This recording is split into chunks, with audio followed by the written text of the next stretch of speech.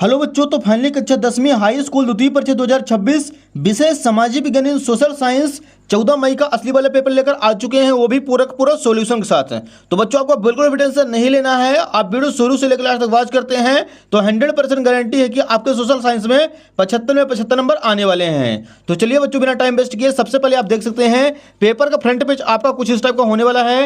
And जो question है बच्चों इसके अगले पेज से दिए गए हैं। तो यहाँ पे देखिए सबसे पहले दिया गया है प्रश्न 1, सही विकल्प चुनकर लिखिए।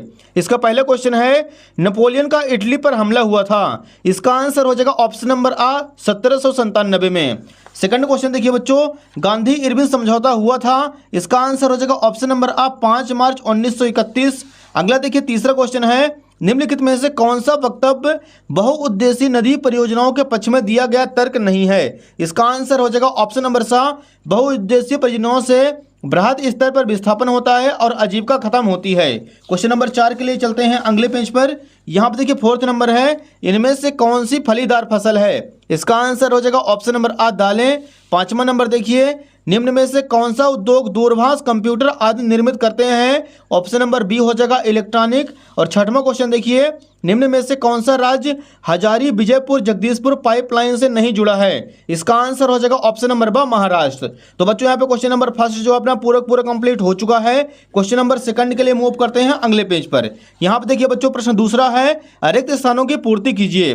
पहला क्वेश्चन देखिए इसका तृतीयक क्षेत्र को सेवा क्षेत्र भी कहा जाता है। दूसरा नंबर है बैंक जमा पर देने वाले ब्याज से ऋण अधिक पर ब्याज लेते हैं। तीसरा नंबर देखिए बड़ी कंपनियों को बहुराष्ट्रीय कंपनियां भी कहा जाता है। चौथा क्वेश्चन है प्रकृति की पूजा सदियों पुरानी जनजाति विश्वास है। पांचवा नंबर है अफ्रीका में 1890 के दशक में रिंडर पेस्ट नामक बीमारी बहुत तेजी से फैली थी। और छठवां क्वेश्चन है औसत आय को प्रति व्यक्ति आय भी कहा जाता है। तो बच्चों यहाँ पे क्वेश्चन नंबर दूसरा जो था फिल इन द ब्लैंक्स वो भी अपना कंप्लीट हो चुका है। क्वेश्चन नंबर थर्ड के लिए मूव करते हैं अगले पेज पर। यहाँ पे देखिए प्रश्न तीसरा है सही जोड़ी मिलाइए। एक साइड है आ दूसरे साइड है बा। पहले नंबर देखिए रोलेट एक्ट, तो इसका आंसर हो जाएगा ऑप्शन नंबर छठवां 1919 में पारित हुआ था। दूसरा है जेम्स वाट भाप इंजन की खोज की थी। तीसरा है संघ सूची प्रतिरक्षा। चौथा है मोटर गाड़ी उद्योग गुरुग्राम। पांचवा है कृत्रिम पत्तन चेन्नई में है। छठवां है नेपोलियन की हार 1815 में हुई थी। तो बच्चों यहाँ पे तीसरा नंबर क्वेश्चन भी अपना कंप्लीट हो चुका है, सही जोड़ी मिलाइए। नेक्स्ट देखिए क्वेश्चन नंबर चौथा सत्य असत्य कथन लिखिए। पहला नंबर है कोलकाता एक समुद्री पत्तन है। इसका आंसर हो जाएगा सत्य। सेकंड क्वेश्चन है जनवरी 1923 में असहयोग और खिलाफत आंदोलन शुरू हुआ था। इसका आंसर हो जाएगा असत्य। तीसरा है 18वीं सदी तक महीन कपड़े के अंतर्राष्ट्रीय बाजार पर भारत का दबदबा था। इसका आंसर हो जाएगा सत्य। चौथा है लोकतंत्र में सभी नागरिकों को एक ही वोट का अधिकार है। इसका आंसर हो जाएगा सत्य। पांचवा है हरियाणा राज्य की प्रति व्यक्ति आय सबसे अधिक है। इसका आंसर हो जाएगा असत्य। और छठवां नंबर है मनरेगा कानून 2005 से लागू किया गया था। तो बच्चों यहाँ पे क्वेश्चन नंबर चौथा जो सत्य था वो भी अपना पूरा कंप्लीट हो चुका है। अगला देखिए प्रश्न पांचवा है एक वाक्य या फिर एक शब्द में उत्तर लिखिए। पहला क्वेश्चन देखिए इसका पूरे देश के लिए बनने वाली एक सामान्य सरकार को केंद्र सरकार कहते हैं। क्वेश्चन नंबर सेकंड के लिए चलते हैं अगले पेज पर। यहाँ पे देखिए दूसरा नंबर है नागरिकों की गरिमा तथा स्वतंत्रता को बनाए रखने के लिए कौन सी शासन प्रणाली उत्तम है। इसका आंसर हो जाएगा लोकतांत्रिक। तीसरा है वह शासन व्यवस्था जिसमें एक ही समय में दो या दो से अधिक सहयोगी राजनीतिक दलों द्वारा गठित सरकार क्या कहलाती है। इसका आंसर हो जाएगा गठबंधन सरकार। चौथा नंबर देखिए उस प्रक्रिया को क्या कहते हैं जिसमें लोग ग्रामीण क्षेत्रों से शहरों की ओर पलायन करते हैं। इसका आंसर हो जाएगा आंतरिक प्रवास। पांचवा नंबर है सामाजिक विभाजनों का प्रमुख आधार क्या है। इसका आंसर हो जाएगा सामाजिक एवं सांस्कृतिक विविधता। और छठवां नंबर है किन्हीं दो देशों का नाम बताइए जहां मजबूत लोकतंत्र होता है। तो इसका आंसर हो जाएगा भारत और जर्मनी।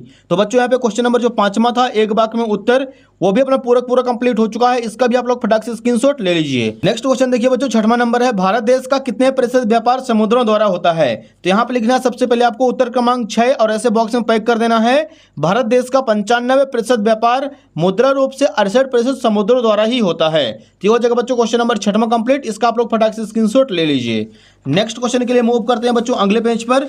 यहाँ पे देखिए सातवां नंबर हमारे सामने है रेशम मार्ग से किन किन वस्तुओं का व्यापार होता था लिखिए। तो यहाँ पे लिखेंगे उत्तर क्रमांक 7 रेशम मार्ग से रेशम मसाले भारतीय चाय हाथी दांत कपास ऊन कीमती धातुएं आदि का व्यापार होता था। तो ये हो जाएगा बच्चों यहाँ पे क्वेश्चन नंबर 7वां कंप्लीट। अगला देखिए क्वेश्चन नंबर 8वां है, लंदन को फिनिशिंग सेंटर के रूप में क्यों जाना जाता था। इसका आंसर लिखेंगे उत्तर क्रमांक 8, लंदन में कपड़ों की फिनिशिंग होती थी इसलिए लंदन को फिनिशिंग सेंटर के रूप में जाना जाता था। ये हो जाएगा डियर क्वेश्चन नंबर 8 कंप्लीट। अगला देखिए प्रश्न 9वां है, मुद्रण तकनीकी सबसे पहले किन देशों में विकसित हुई थी। इसका आंसर लिखना है आप लोगों को, मुद्रण तकनीकी सबसे पहले चीन देश में विकसित हुई थी। तो बच्चों यहाँ पे क्वेश्चन नंबर 9वां भी कंप्लीट हो चुका है। क्वेश्चन नंबर 10 के लिए मूव करते हैं बच्चों अगले पेज पर। तो यहाँ पे देखिए डियर क्वेश्चन नंबर 10वां है, मुद्रण संस्कृति के 2 परिणाम लिखिए। तो यहाँ पे लिखेंगे सबसे पहले उत्तर क्रमांक 10, मुद्रण संस्कृति के 2 परिणाम निम्न है। पहला हो जाएगा, छापे खाने के आने से एक नया पाठक वर्ग उत्पन्न हुआ था। दूसरा पॉइंट, किताबों तक पहुंच आसान होने से पढ़ने की एक नई संस्कृति विकसित हुई थी। ये हो जाएगा क्वेश्चन नंबर 10वां कंप्लीट। इसका भी आप लोग फटाक से स्क्रीनशॉट ले लीजिए।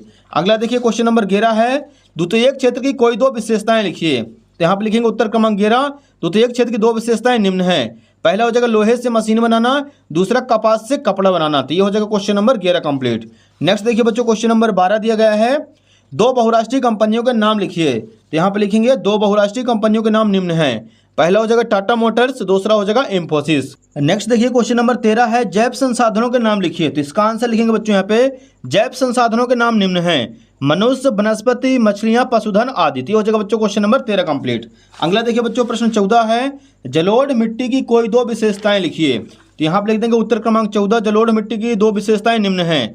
इस मिट्टी में विभिन्न मात्रा में रेत, गाद आदि मिली होती है। दूसरा हो जाएगा, यह मृदा सबसे अधिक उपजाऊ होती है। तो ये हो जाएगा बच्चों क्वेश्चन नंबर यहाँ पे 14 कंप्लीट। अगला देखिए प्रश्न 15 है, झूमिंग कृषि को किन किन नामों से जाना जाता है। तो इसका आंसर हो जाएगा, उत्तर पूर्वी राज्यों में इसे झूम कहा जाता है, मणिपुर में पामालू और छत्तीसगढ़ के बस्तर जिले और अंडमान निकोबार द्वीप समूह में इसे दीपा कहा जाता है। तो हो जाएगा बच्चों क्वेश्चन नंबर यहाँ पे 15 कंप्लीट। क्वेश्चन नंबर 16 के लिए मूव करते हैं बच्चों अगले पेज पर। यहाँ पे देखिए डियर प्रश्न 16 है, विनिर्माण उद्योग के कोई 2 महत्व लिखिए। इसका आंसर हो जाएगा, विनिर्माण उद्योग के 2 महत्व निम्न है। पहला पॉइंट लिखना है, उद्योगों के विकास से उत्पादन में वृद्धि होती है। दूसरा, रोजगार के साधनों में वृद्धि होती है। अगला देखिए प्रश्न नंबर 17 है, विश्व की सबसे लंबी राजमार्ग सुरंग का नाम लिखिए। तो यहाँ पर लिखना बच्चों उत्तर क्रमांक 17, सन 1953 में वायु परिवहन का राष्ट्रीयकरण किया गया था। एयर इंडिया घरेलू और अंतर्राष्ट्रीय दोनों प्रकार की वायु सेवाएं प्रदान करता था। तो ये हो जाएगा डियर क्वेश्चन नंबर 17 का अथवा। अगला देखिए बच्चों प्रश्न 18 है, भारत में वैश्वीकरण का प्रभाव लिखिए। इसका आप लोग अथवा कर लीजिएगा। रिजर्व बैंक ऑफ इंडिया के 3 कार्य लिखिए। तो यहाँ पे लिखेंगे उत्तर क्रमांक 18, भारतीय रिजर्व बैंक के 3 कार्य निम्न हैं। यह देश की बैंकिंग प्रणाली को व्यवस्थित करता है। इसका कार्य देश की साख एवं बैंकिंग प्रणाली पर नियंत्रण करना होता है। तीसरा हो जाएगा, भारत में रिजर्व बैंक ऑफ इंडिया केंद्रीय बैंक के रूप में जाना जाता है। तो ये हो जाएगा बच्चों क्वेश्चन नंबर यहाँ पे 18 कंप्लीट। अगला देखिए प्रश्न 19 है, आरक्षित वन और रक्षित वन में कोई 3 अंतर लिखिए। तो यहाँ पे लिखेंगे उत्तर क्रमांक 19, एक साइड आरक्षित वन, दूसरे साइड रक्षित वन। पहला पॉइंट, आरक्षित वन अधिक मूल्यवान होते हैं, रक्षित वन कम मूल्यवान होते हैं। दूसरा पॉइंट, आरक्षित क्षेत्र, कुल वन क्षेत्र का आधा भाग आरक्षित वनों के लिए निर्धारित किया गया है और कुल वन क्षेत्र का 1/3 भाग रक्षित वन के लिए घोषित किया गया है। तीसरा पॉइंट, ये वन जम्मू कश्मीर, केरल, महाराष्ट्र आदि राज्यों में पाए जाते हैं। ये वन अधिकतर बिहार, पंजाब, हरियाणा, हिमाचल प्रदेश आदि राज्यों में पाए जाते हैं। तो ये हो जाएगा डियर क्वेश्चन नंबर यहाँ पे 19 कंप्लीट। इसका भी आप लोग फटाक से स्क्रीनशॉट ले लीजिए। नेक्स्ट क्वेश्चन नंबर 20 के लिए मूव करते हैं अगले पेज पर। यहाँ पे देखिए 20वां है, संघीय व्यवस्था की कोई 3 विशेषताएं लिखिए। तो यहाँ पे लिखेंगे उत्तर क्रमांक 20, संघीय व्यवस्था की 3 विशेषताएं निम्न है। पहला हो जाएगा, संघीय शासन व्यवस्था में 2 स्तरों पर सरकार का गठन होता है, केंद्र सरकार और राज्य सरकार। दूसरा पॉइंट, संघीय शासन व्यवस्था में संविधान को सर्वोच्च अधिकार दिया गया है। तीसरे पॉइंट में लिखेंगे, संविधान के अनुसार केंद्र सरकार और राज्य सरकार को कार्यों में बांटा जाता है। ये हो जाएगा डियर यहाँ पे क्वेश्चन नंबर 20 कंप्लीट। इसका आप लोग फटाक से स्क्रीनशॉट ले लीजिए। अगला देखिए क्वेश्चन नंबर 21 है, इसका आप लोगों को अथवा कर लेना है। भारत में पाई जाने वाली लौह अयस्क की 4 पेटियों के नाम लिखिए। तो आप लिखेंगे उत्तर क्रमांक 21 का अथवा। पहला पॉइंट हो जाएगा ओडिशा झारखंड पेटी, दूसरा दुर्ग बस्तर चंद्रपुर पेटी, तीसरा हो जाएगा महाराष्ट्र गोवा पेटी। इसका आप लोग फटाफट स्क्रीनशॉट ले लीजिए बच्चों। यहाँ पर हो जाता है question number 21 complete. Question number 22 देखिए बच्चों, अगला क्वेश्चन है, भारत में आधुनिक राष्ट्रवाद के उदय के कोई 4 कारण लिखिए। तो यहाँ पे हेडिंग डाल देंगे उत्तर क्रमांक 22, भारत में आधुनिक राष्ट्रवाद के उदय के 4 कारण निम्न हैं। पहला हो जाएगा, राष्ट्र की पहचान सबसे ज़्यादा किसी तस्वीर में अंकित की जाती है। इससे लोगों को एक छवि गढ़ने में मदद मिलती है जिसके द्वारा राष्ट्र को पहचान सकते हैं। सेकंड पॉइंट में लिखेंगे, सामाजिक धार्मिक सुधार आंदोलन ने भी राष्ट्रवाद के विकास में योगदान दिया है। तीसरा पॉइंट, भारतीय साहित्यकारों ने भी अपनी रचनाओं के माध्यम से राष्ट्रवाद को बढ़ाया है। चौथा हो जाएगा, यातायात एवं दूरसंचारों के विकास के कारण मेलजोल एवं एकता बढ़ी है। तो ये हो जाएगा डियर क्वेश्चन नंबर यहाँ पे 22 कंप्लीट। इसका आप लोग फटाक से स्क्रीनशॉट ले लीजिए। अगला क्वेश्चन के लिए मूव करते हैं अगले पेज पर। यहाँ पे देखिए क्वेश्चन नंबर 23 है, भारत के मानचित्र में निम्नलिखित को दर्शाइए। नर्मदा नदी, शिलांग, बैलाडीला, हजारी, विजयपुर, जगदीशपुर गैस पाइपलाइन।